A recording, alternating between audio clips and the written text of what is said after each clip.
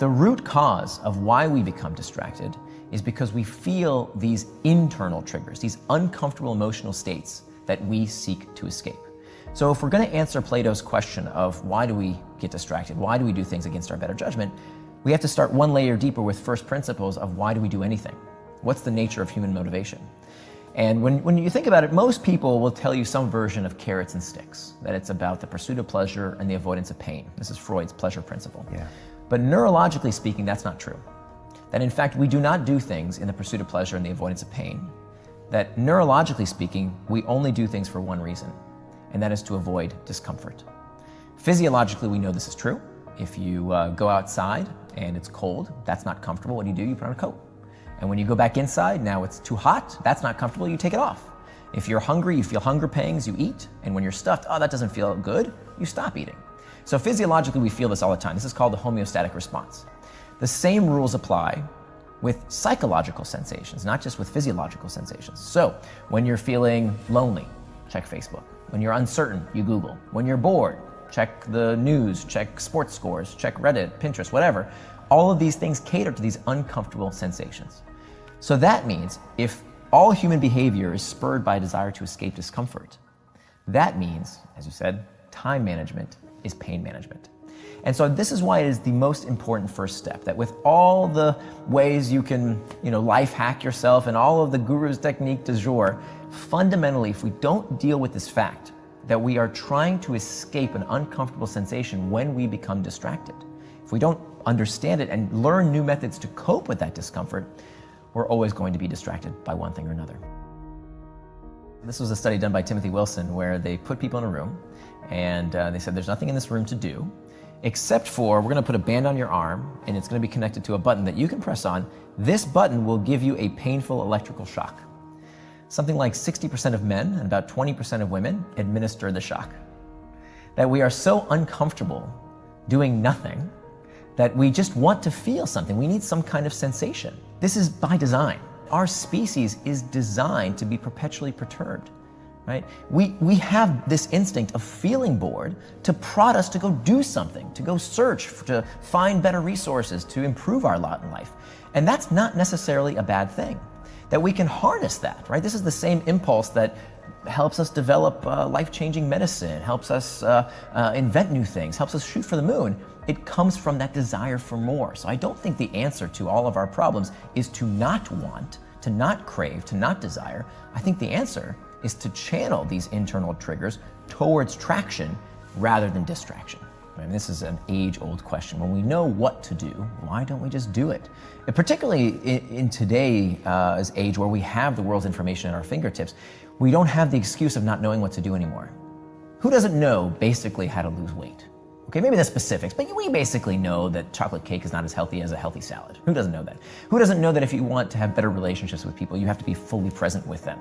Who doesn't know that if you want to do better at your job, you have to do the work, especially the hard stuff that other people don't want to do? We know these things. So there's no excuse anymore to say, well, I just didn't know how. Google is right there for anyone to use. What we're lacking is the ability to follow through.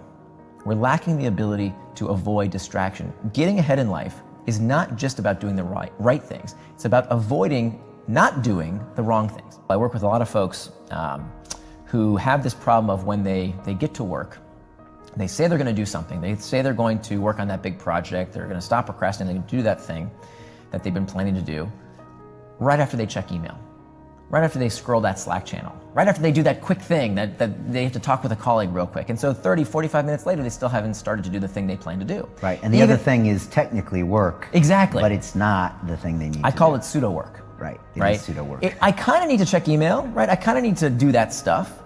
But if I plan to do something else at that time, it is just as much of a distraction. So anything can become a distraction as well. And the reason this is so pernicious is that we are slaves now to the urgent at the sacrifice of the important when we do that. And in today's age where technology is so pervasive and so persuasive, I mean, it is designed to be persuasive and we want it to be persuasive, we want products to be engaging, then it's easier than ever to get distracted. This narrative that I'm really scared of that we hear these days, that technology is hijacking your brain, that it's addicting everyone, Not only is it scientifically not true, because let's think about it for a minute. Lots of things are potentially addictive and don't addict everyone, right? A lot of us have a glass of wine with dinner. We're not all alcoholics. Yeah, even drugs. Absolutely. Some people do become addicted to technology because any analgesic, anything that solves pain, is potentially addictive. What's really harmful is when we start telling ourselves this narrative, that this technology is hijacking our brains, that what am I gonna do? My kids are crazy because these video games are doing it to them. What does this lead to? It leads to learned helplessness. This condition where we think, well, there's nothing we can do, why even try? And now it becomes true that these technologies are actually persuading us in ways we don't want because of our beliefs about them. One of the things that people do that doesn't work is strict abstinence. Now, strict abstinence is when you tell yourself, I am not going to do that thing, right? Just say no, like Nancy Reagan told us in the 1980s. And it turns out that strict abstinence for many behaviors backfires, particularly behaviors that are very difficult to avoid completely. So, if you're a recovering drug addict, you might be able to abstain completely from a substance you abused. But how do you abstain from food if you're on a diet? You have to eat. How do you abstain from technology these days? I mean, it's imperative to do our jobs. We can't just say, stop using email for 30 days, you'll lose your job, you'll get fired. So for those type of potential distractions, we don't want to just abstain, and just to dive into, because I think the research is so interesting, when we do abstain, when we tell ourselves, no, absolutely not, it's almost like pulling on a rubber band. That when you pull on a rubber band and you stretch it, and you let go, it doesn't just go back to where you started, it ricochets even further. And that's what happens when we employ strict abstinence. We tell ourselves, don't do it, don't do it, don't do it, don't do it. Okay, fine, I'll give in. And that sensation of relieving the discomfort of telling yourself not to is itself pleasurable. This is a big reason why smokers get addicted to cigarettes. Smokers, when they are mindful about the experience of smoking, they actually rate it as not pleasurable. It's stinky, it's not very pleasurable. There's nothing inherently pleasurable. Nicotine does make you feel a certain way, but many smokers don't actually report it makes them feel good, it just makes them feel something. What gets them to keep smoking is not only the physiological effects of the nicotine, what more so gets them addicted is telling themselves, don't do it, don't do it, don't do it. Finally, I smoke, and now I'm relieved of the discomfort of having to tell myself, don't do it. So strict abstinence oftentimes backfires. Yeah, this is white knuckling it. If anyone's Yes. tried to do it, it's first of all massively distracting, a lot of brain power, and it rarely works. Right, because when we finally do give in, we are wiring our neural circuitry to expect, oh, when I feel the discomfort of not wanting something, giving in makes it feel so pleasurable, not because the behavior itself is pleasurable, but because it relieves us of the discomfort of telling ourselves no. So instead of you telling yourself no, what you can do is employ a technique like this 10-minute rule, where here's how it works. You tell yourself that you can give in to any distraction, whether that distraction is checking email when you want to work on a big project, whether that you're tempted to Google something or eat that piece of chocolate cake you don't want to have. You can give in to that distraction in 10 minutes. 10 minutes of doing what psychologists call surfing the urge.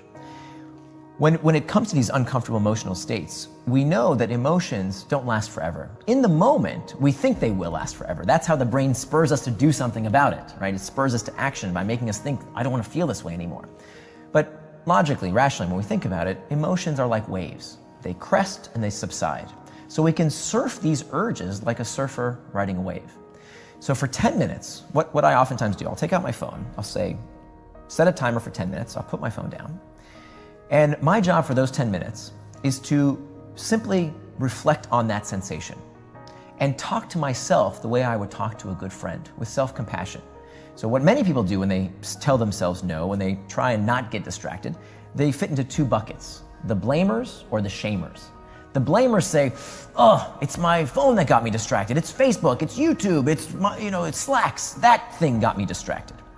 The shamers, this is the category I used to fall into, say there's something wrong with me. Maybe I'm not cut out for this job. I'm lazy. I have a short attention span. There's something wrong with me, right? And we shame ourselves. And of course, that's not helpful either, because where does this shame spiral lead? It causes more internal triggers, which makes us even more likely to seek a distraction to escape that uncomfortable emotional state. Yeah. So how do you diffuse it?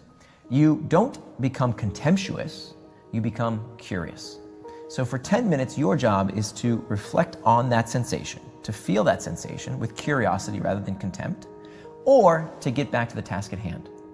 And 9 times out of 10, by just setting that 10-minute rule and saying, I can give into that distraction, I can have that chocolate cake, I can go check my email or Google or whatever it is that I am tempted to do, but in 10 minutes. It's an incredibly effective and simple technique.